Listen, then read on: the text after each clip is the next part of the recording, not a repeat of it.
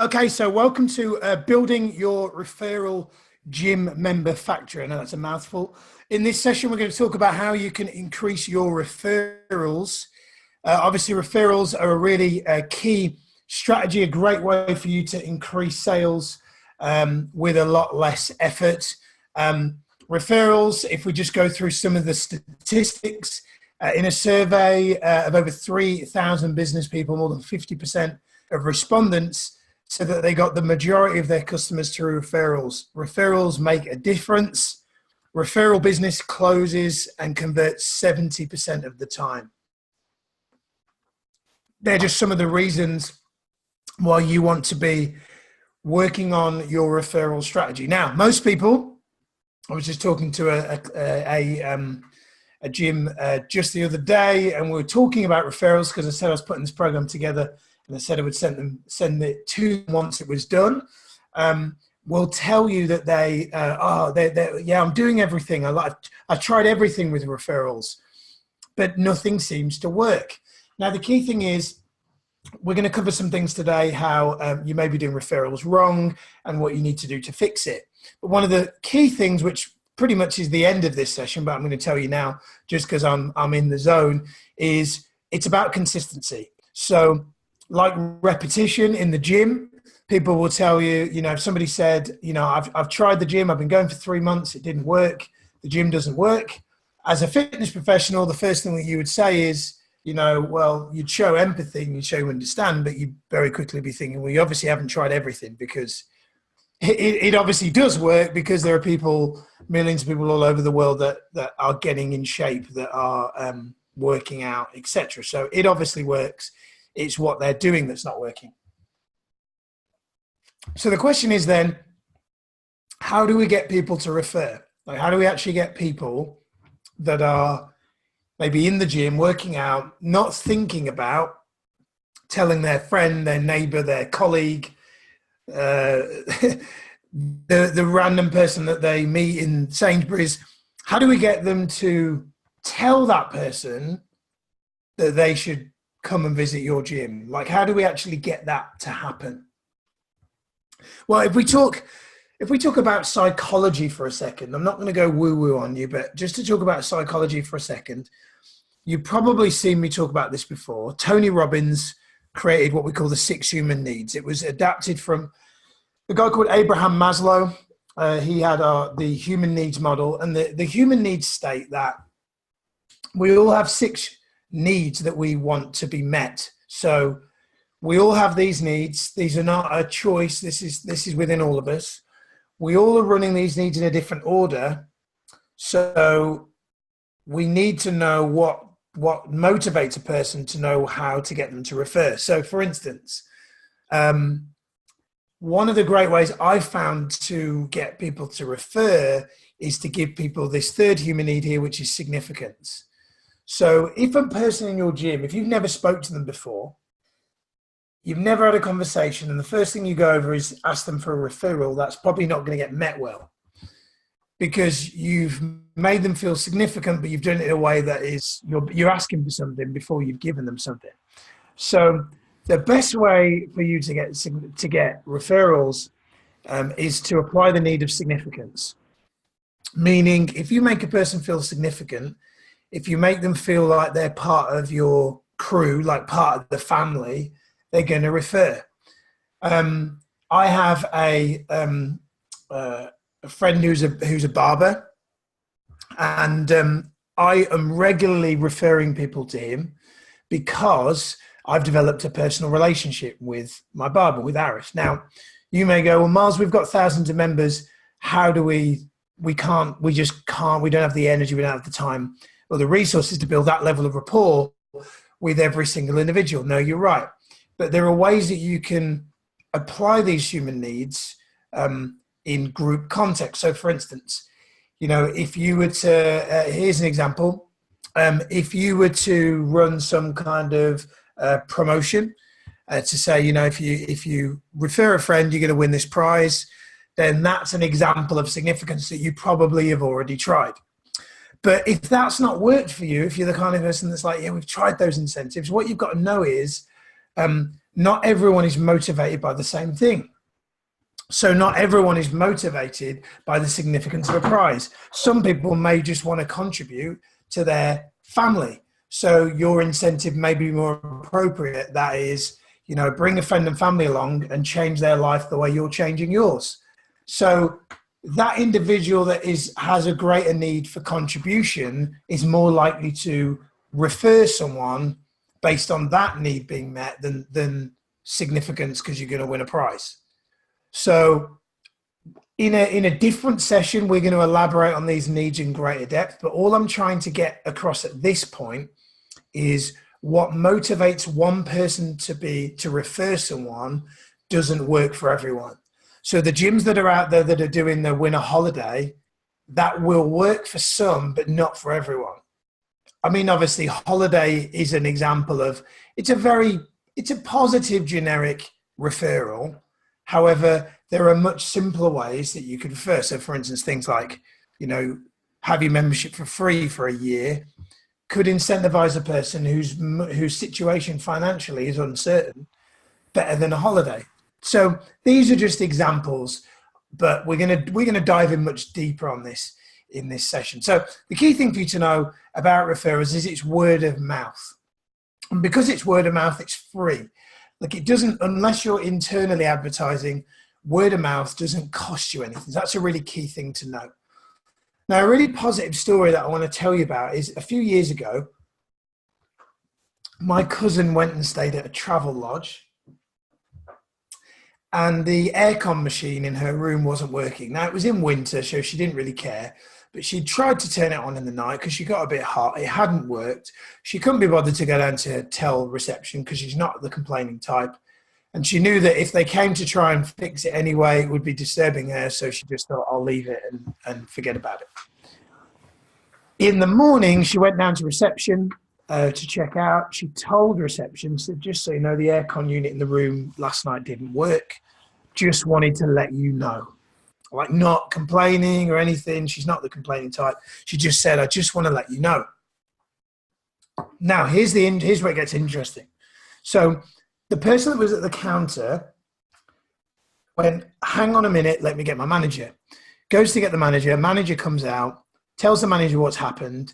Manager apologizes, asks my cousin for her card, her debit card, refunds her for the night, so she's had a free night, and gives her a code to be able to stay in any travel lodge for free in the next 12 months.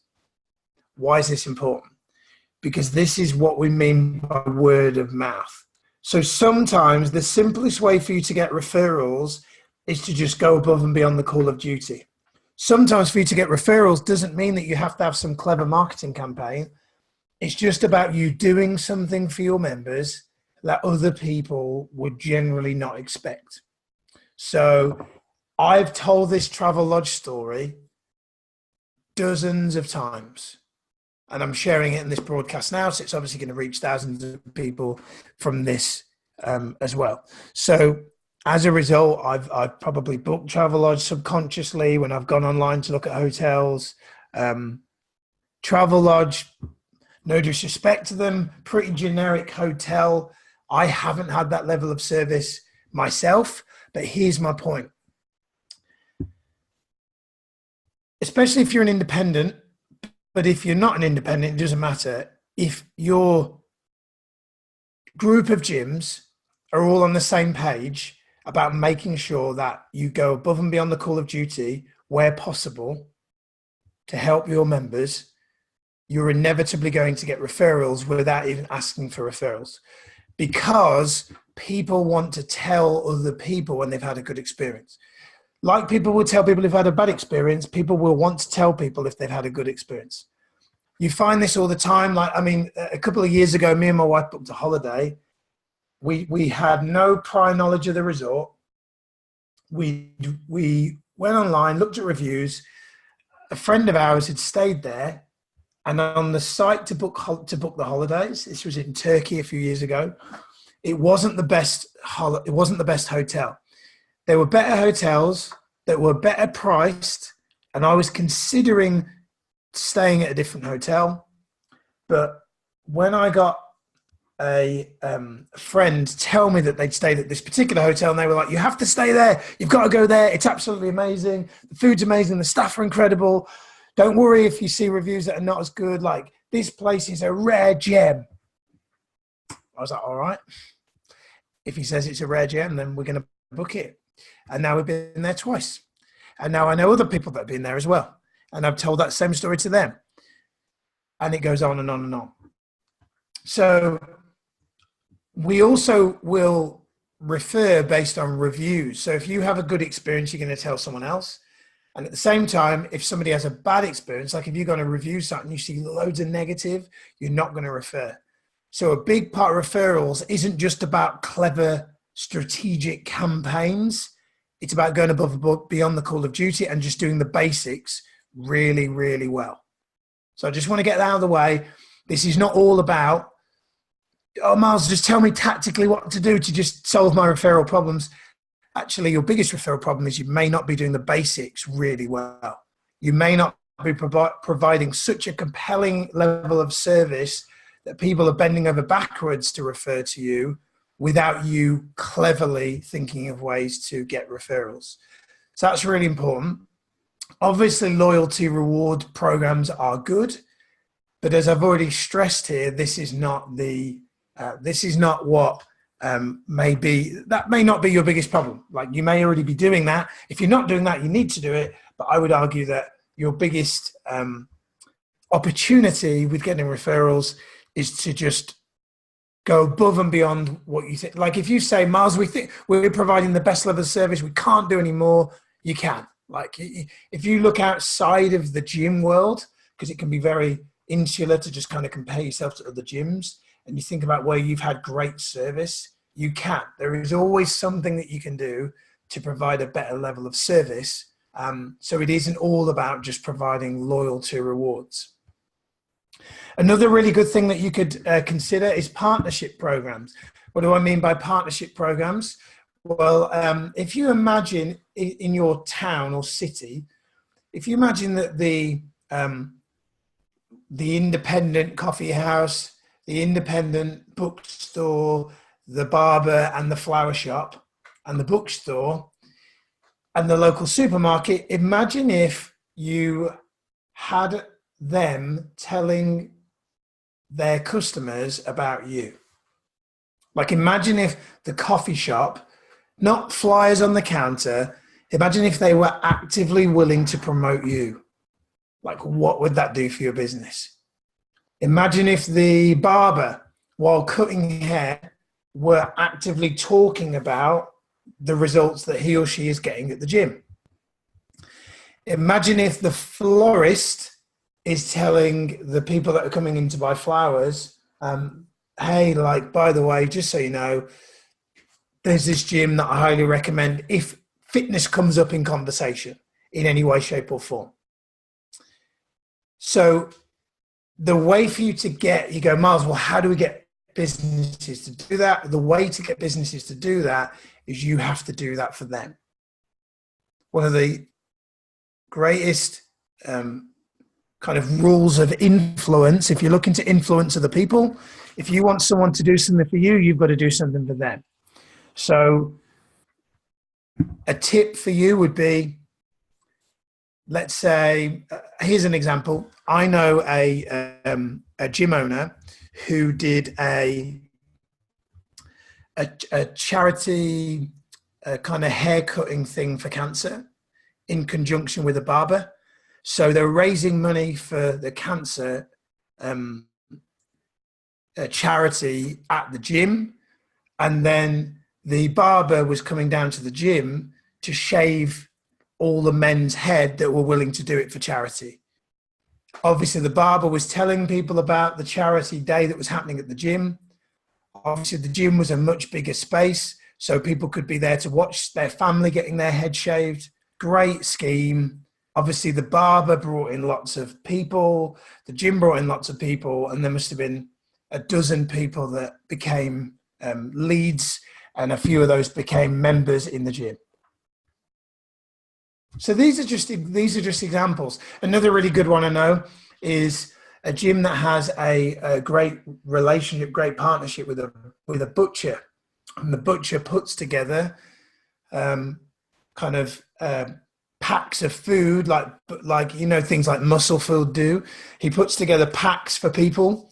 So if you're a member of the gym and you show your membership card, you go in and you get a discount. And obviously that is good for the butcher because he's making sales. And obviously as a result, the butcher is willing to tell he's got posters in the window of the gym. So these are just examples, but the key thing is you want to have some form of reciprocal partnership campaign running in your local area.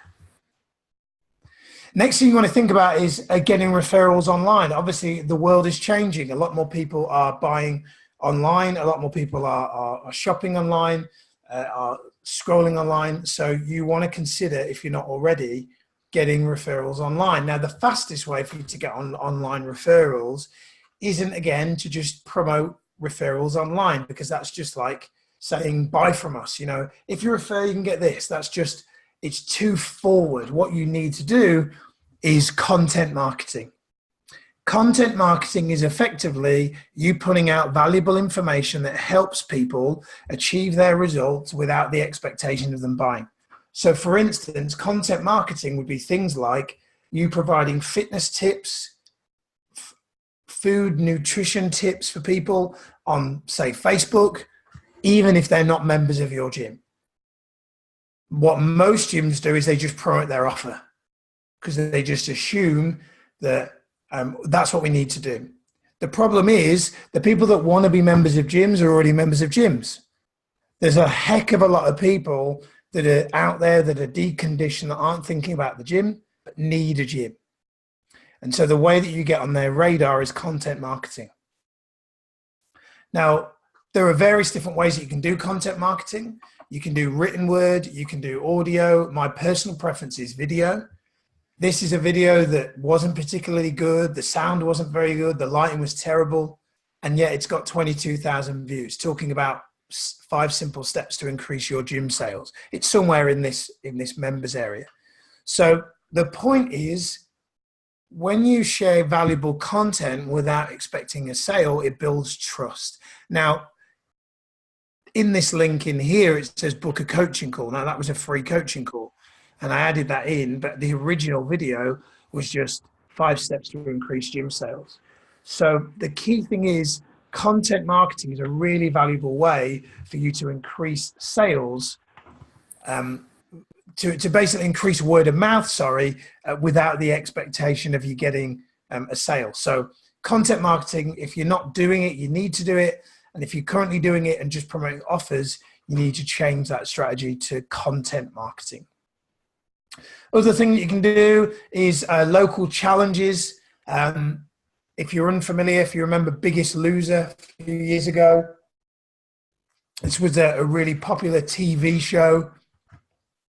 And on that show, obviously, overweight people were getting in shape.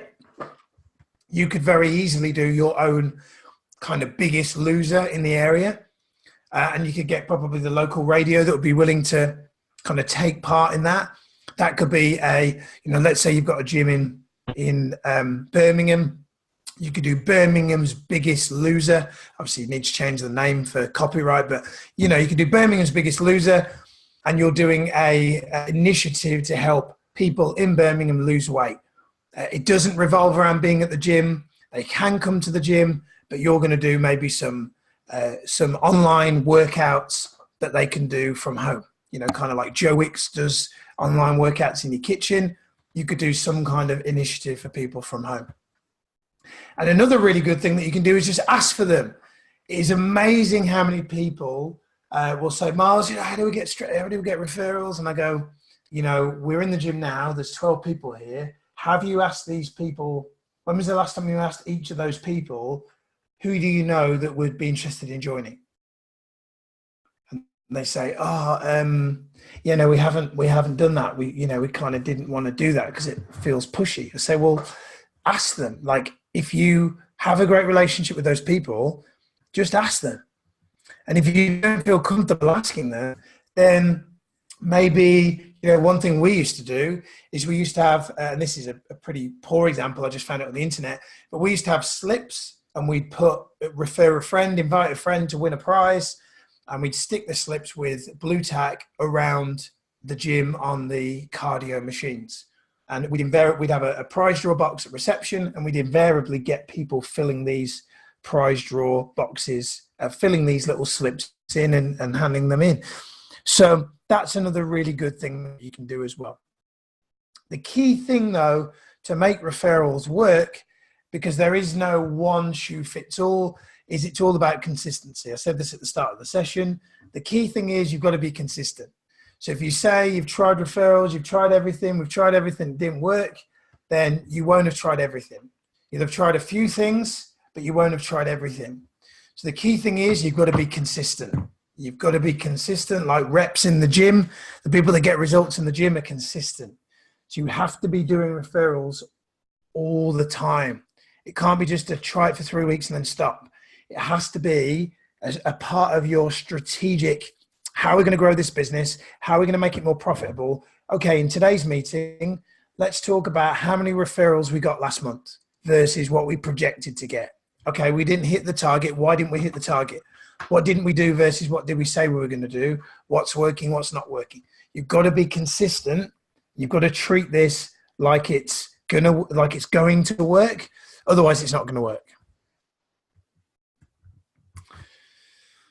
And that's it.